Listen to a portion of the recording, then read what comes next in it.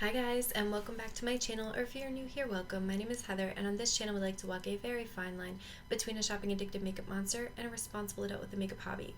Now, I really enjoy eyeshadow singles, duochromes, multi-chromes, blush, highlight, lip gloss, basically everything except pressed glitter, and today we're going to be reacting to some of the palettes that have taken the world by storm, that have put people that love makeup in an absolute chokehold. And we're going to see what my thoughts are on it. So if that sounds like something you're interested in, stick with me. We're getting into it right now.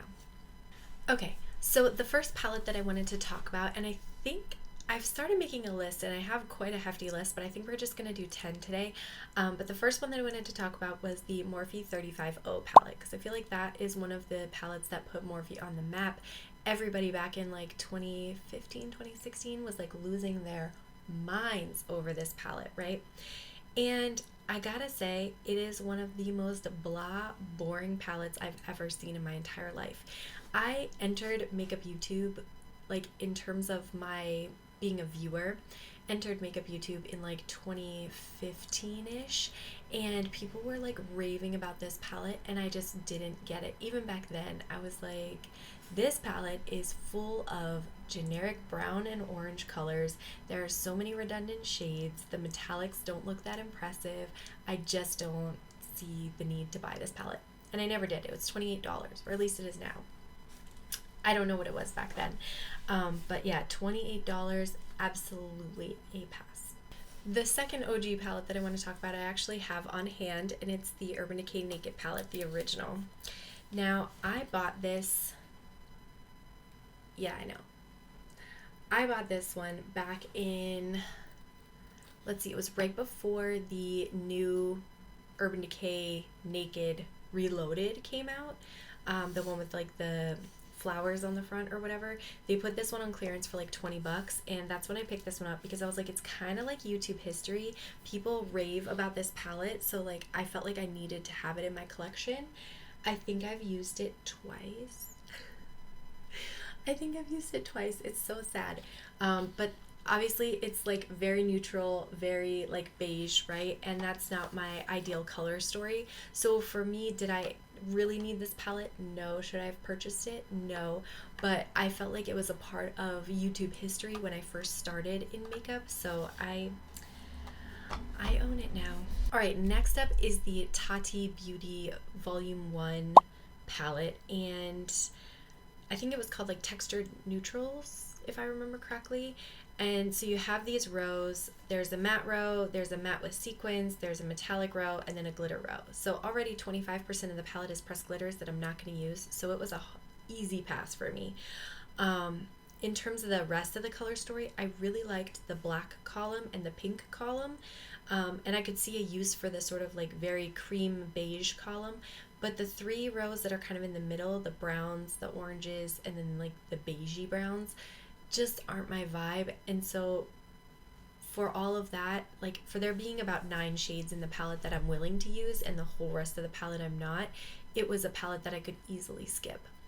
By the time she released this, she also had already started her drama with Jefferee Star and James Charles, and all that was shortly thereafter. So by then I'd kind of soured on Tati as like a creator. So for me, this was an easy pass. But I remember people going bananas over this palette and buying it for way more than it cost originally on like eBay and Mercari and stuff. All right, next up is the ABH Modern Renaissance palette. And I did own this palette up until I think 2 years ago. I decluttered it. One of my declutter videos I think has it in there. So yeah, I did own this palette. And in my mind, I remember it being pinker than what it was, right? When I purchased it, I was like, oh wow, this pink palette, I'm so excited. And in reality, it had like 2 pink shades in it, and they were almost identical mattes. So when you used one and then tried to blend it into the other, they really just all started to look the same, which was pretty disappointing. There was a bright orange and then like a deep brown, which I didn't really care too much for. And then everything else was kind of like beiges, terracottas, just colors that I really didn't like. So I didn't find myself using that palette very often, which is why I decluttered it. And for history's sake, I think it was a big point in makeup history, and I think it's an awesome like evolution that we've seen through makeup, but I definitely don't need this palette back in my life. I don't miss it at all. I don't think there's ever been a time where I was like, man, I wish I had that palette back.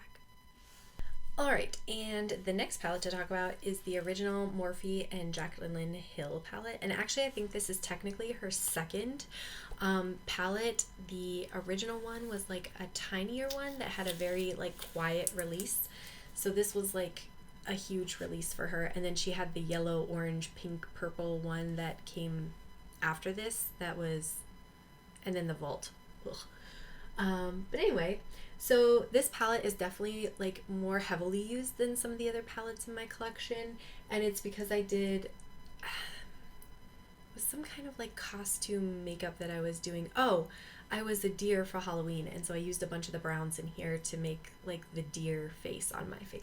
Anyway, in terms of this palette, I think, so I purchased it in the original formula before they changed it and the formula quality went down, and I definitely didn't need this palette. I was really excited to have it at the time because back then I still cared about Jaclyn Hill and thought she was, you know, the bee's knees when I first started in makeup, and then realized later that she's not a good person. But I really liked sort of the pink to gold duochrome shades here. I liked the idea of these shades here, although I was typically a little bit nervous about actually trying to use them. Same with kind of like this block of shades here. I liked these kind of deep greens that were in here. But I just, after a while, I got really bored of like only having these matte brown transition shades, and this palette kind of fell to the bottom for me. My husband purchased this palette for me as a gift, I think for my birthday, if I remember correctly, one year. So I definitely wouldn't declutter it because it has such a like nice memory for me. But I think today, if this re-released, I'd be like, who cares? And even if it re-released without Jaclyn Hill's name on it, I don't think it would have nearly the popularity that it had when it first came out.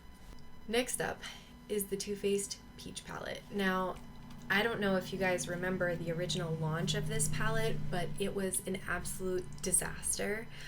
They launched it at like midnight or something.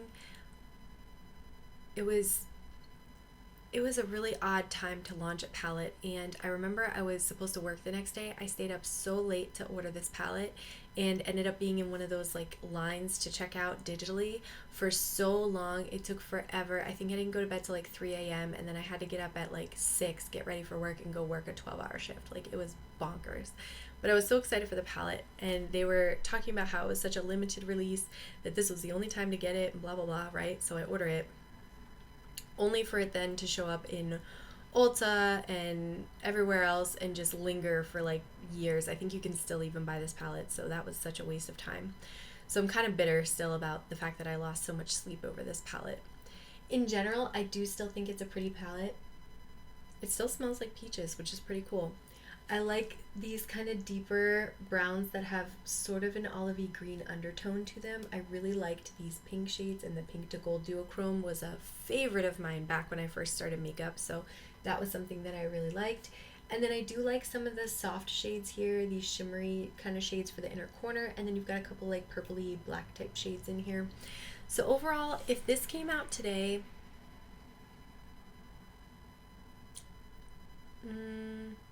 I feel like I'd be able to pass over it, except if I went into a store and actually smelled it, because the scent is so enticing, and I love like peach things, that I think I might still be suckered into buying it just for the scent.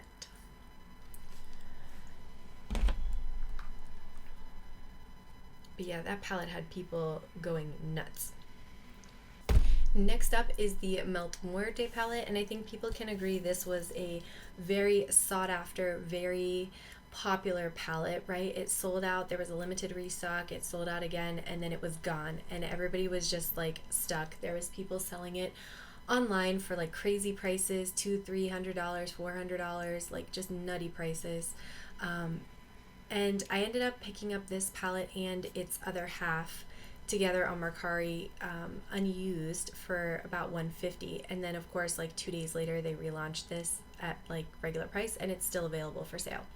So I think this palette had people in a chokehold because it was colorful, it was different, there was lots of deep tones, and we don't see palettes with lots of deep tones like this very often.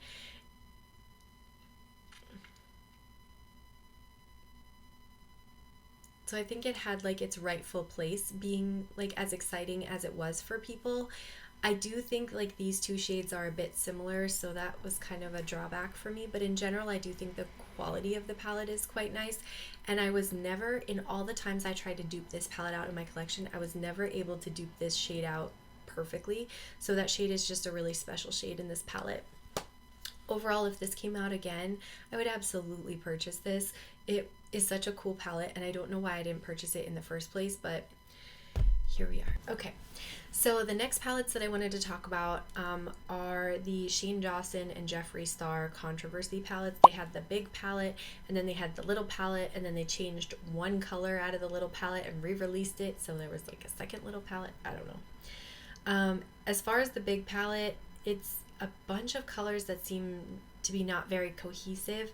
You have a really bright like chartreusey yellow in the center and a hot pink, which I think is part of why people were so excited and thought it was such a colorful palette. But when you take those two shades out of it, it's kind of just a bunch of like beigey gray shades with a couple pops of like green. So I was never drawn into this palette. I had no interest in watching their little documentary or anything, so this was never a draw for me at all. The small palette, like blues, reds, orange, like the whole thing just seemed very disjointed to me. When I look at these palettes, I don't see looks coming together in my mind. So for me, this was an easy pass. I had no interest in any of this. But I'm curious, if you did ever pick up this set of palettes or any of these palettes from this collection, do you feel like you can make looks out of it easily? Like, do they come together easily for you? Because just looking at them, I feel like it wouldn't come together well for me. Alright, the next palette to talk about I actually used to have and decluttered, and that is the Profusion Wanderlust palette. And I think this palette maybe wasn't as viral as like the Jefferee Star palette, the Tati palette, Jaclyn's palette, that kind of thing, but I do think there was a pretty big interest in this palette, and I kind of liked it. Was kind of like a soft rainbow, right? Like you had kind of your reddy pink colors, you had purple, you had blue, you had green, some yellows, some browns. I liked the green shades that were in it, I liked the blue shades that were in it, and the purple and pink shades were fine. But I just grew to discover that the more I tried that palette compared to other things, that I just wasn't gravitating back to it as often. So I did declutter it at one point. There are some shades in that I'm like, oh, that brings back some memories though, which is nice. And the palette itself was only $12 when I purchased it. So it's actually not like a crazy price for the palette. There's also a YouTuber, and I'm blanking on her name. Oh, Kelly Gooch, that used to talk about Wanderlust all the time. And I think part of her like hyping up the quality of that palette is what convinced me ultimately to try it, but it's just not the perfect palette for me. So I think if it re-released today, I'd be like, nah. All right. And the last palette that we're going to talk about is the Lois Cosmetics Meet Me in the Underworld palette. And this one was a like pink/green color story. And I think when this first premiered or first was sneak peeked, they teased the cover art first, which was very stunning cover art. So I was like super focused on this launch because of the cover art. And when they released the inside color story, I was like, wow, it has that like pinky kind of mauve-y color story, sort of like the Modern Renaissance, but more, right? More colors, more depth, more variation. And then it had a half that was like all greens. And so for me, I was like, wow, this is such a beautiful color story. Like, I can't wait to have this. There was YouTubers everywhere talking about it. It sold out so quickly when it first launched, and they had multiple restocks. I remember trying to catch, I think it was like one or two of the restocks and didn't catch it. And there was a third restock that I was literally talking to somebody at work while trying to order this palette. And ultimately, at the last minute, I was like, you know what, let me just kind of take a pause, and I ended up not buying it, and I feel like I'm okay without it. I think if this palette had re-released with sort of that like squishy duochrome formula that we know now that a lot of brands use, sort of like private label, I think then I would have had a really hard time saying no to this palette. But as it stands with sort of the standard metallic formula, much easier to say no to. Alright, and with that said, that is everything for this video. I want to thank you so much for watching. Don't forget to like and subscribe before you go, and I'll see you in my next one.